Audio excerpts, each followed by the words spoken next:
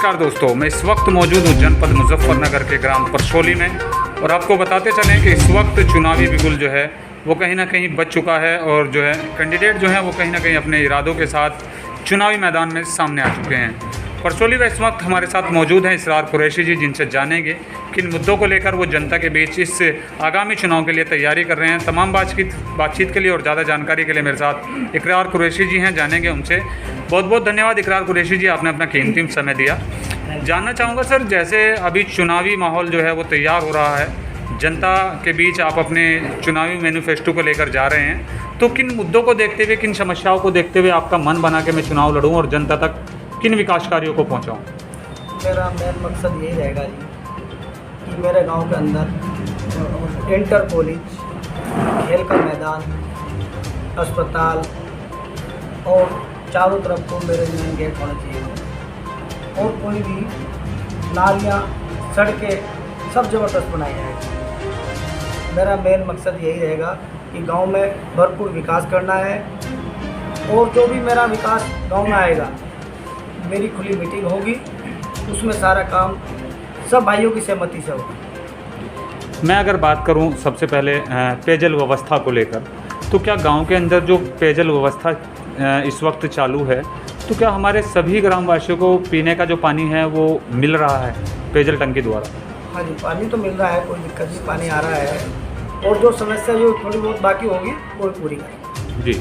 उसके बाद सर मैं दूसरी बात आपसे जानना चाहूँ, जैसे कि शिक्षा की अगर हम बात करें, परसोली जो है वो अपने आप में एक बहुत बड़ा गांव माना जाता है, तो परसोली के अंदर बात की जाए तो शिक्षा का स्तर कैसा रहा है? शिक्षा की बहुत ज़बरदस्त कमी है जी हमारे यहाँ। इतना बड़ा गांव होने के बाद भी कोई इंटर कॉलेज नहीं है जी, कोई खेल का मैदान नहीं है जी, कोई अस्पताल नहीं है जी, कोई भी चारों तरफ को हमारे गांव का पता ही नहीं होता परसोली कहाँ पर है। जी, कोई मेन गेट नहीं है जी, वो हमारा सबसे पहला लक्ष्य रहेगा। और हम गांव के अंदर जो भी विकास कार्य आएगा, लखनऊ से विधायक द्वारा, सांसद द्वारा और जो अपने साथ जो भी काम आएंगे, सारे का सारा गांव में लगाया जाएगा। एकदम ओपन मीटिंग होगी हमारी। अगर बात की जाए कन्याओं के लिए कोई पाठशाला यहाँ पर मौजूद है? कोई पाठशाला नहीं है जी। कन्याओं के लिए कोई इंटर कॉलेज या कोई डिग्री कॉलेज?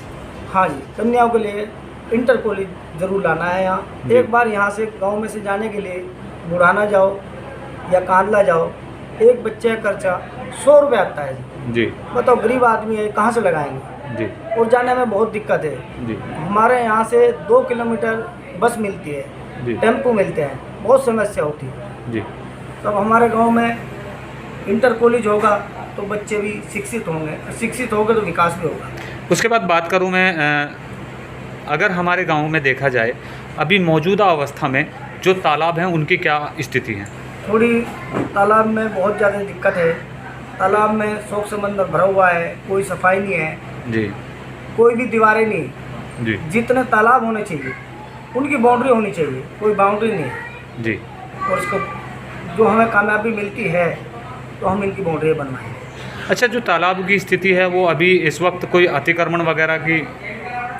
अतिक्रमण तो है, बाकी वो तो टाइम ही बताया क्या होगा। जी। बाकी जो है ना, सफाई में बहुत ज़्यादा ध्यान दिया जाएगा। अच्छा, अगर बात करें जैसे बरसात का भी समय आने वाला है, तो बरसात के समय में देखा जाए तो गांव के जो तालाब हैं उनकी स्थिति इस वक्त इतनी इतनी भयानक है कि तालाब के समय में गांव में पानी भर जाता है। तो क्या आपके गांव में तालाबों की ओवरफ्लो होने के बाद कोई निकासी की व्यवस्था की गई है? कोई निकासी की व्यवस्था नहीं है जी, ओवरफुल हो भी सकता है जी, बरसात ज़्यादा आने से, जी, आ भी जाता है पानी बाहर। जी। इस टाइम फिलहाल स्थिति में ही तालाब पूरे भरे हुए हैं, जी। आगे तो बरसात आने के बाद तो दिक्कत आएगी। उसके बाद बात करूं सर मैं, जैसे हमारे यहाँ पर गरीब लोग भी हैं, गरीबी आवास योजना के बारे में आप क्या कहेंगे? अगर आपको सफलता मिलती है, जनता आपको 5 साल के लिए जिम्मेदारी का ये पद सौंपती है, तो गरीबों के आवास के लिए आप कहाँ तक लड़ाई लड़ेंगे? हाँ जी, जो हमारे को कामयाबी मिलती है हम लखनऊ तक भी जाने के लिए तैयार जी। हैं और जितनी आवास योजना है वो हम गांव में लाएंगे। जी, कोई पेंशन योजना हो जी, वो भी लेकर आएंगे। जी। जितना भी ज़्यादा से ज़्यादा सरकारी योजनाएं आएगी उनका लाभ गांव में लाएंगे। अच्छा, अगर बात की जाए परसोली से, अगर स्वास्थ्य विभाग के बारे में बात की जाए, तो हमारे जो अस्पताल की अगर बात की जाए, गवर्नमेंट हॉस्पिटल की बात की जाए, तो कितनी दूरी पर है यहाँ से? अस्पताल तो यहाँ से जो है थोड़ी दूर में, कम से कम आधा किलोमीटर है, लेकिन उसमें कोई अस्पताल में कोई सुविधा ही नहीं है, कोई डॉक्टर ही नहीं है, जी। बंद पड़ा है, जी, यानी कि हॉस्पिटल होने के बाद भी चालू नहीं है, चालू नहीं है। तो आपका प्रयास रहेगा उसको चालू कराया जाए। उसको चालू कराएंगे जी। जी, तो देखा आपने, ये थे हमारे साथ इकरार कुरैशी जी, जो कि परसोली से भावी उम्मीदवार हैं आगामी पंचवर्षीय योजना के ग्राम पंचायत के लिए। जनता से उनका सीधा सीधा ये कहना है कि जनता ने अगर मुझे कामयाबी दी और जनता ने मुझे अपनी कीमती वोटों से नवाजा, तो साथ चलकर मैं जनता के बीच रहकर अपने कामों को कराऊंगा और जनता तक विकास और सिर्फ विकास पहुंचाने का काम करूंगा। जनता की जो समस्याएं हैं, जैसे बिजली, पानी, शिक्षा, स्वास्थ्य, उन तमाम समस्याओं को लेकर मैं जनता के बीच रहूंगा और जनता तक मेरा वादा सिर्फ और सिर्फ विकास का रहेगा। देखते रहिए मेट्रो लाइफ न्यूज़, दिखाते रहेंगे पल पल अपडेट। मैं मोहम्मद इकरार कुरैशी, ग्राम पंचायत प्रत्याशी परसोली की ओर से सभी ग्रामवासियों को ईद उल अज़हा की बहुत बहुत शुभकामनाएं देता हूं। और मेरा यही कहना है कि जो भी कुर्बानी का अवशेष होगा उसको एक गड्ढा करके सुरक्षित स्थान पर दफनाए और हमारा ईद बहुत अच्छे तरीके से मनाए और हमारा किसी भी भाई को कोई दिक्कत ना आए, बहुत अच्छे तरीके से अपने त्यौहार को मनाए। धन्यवाद।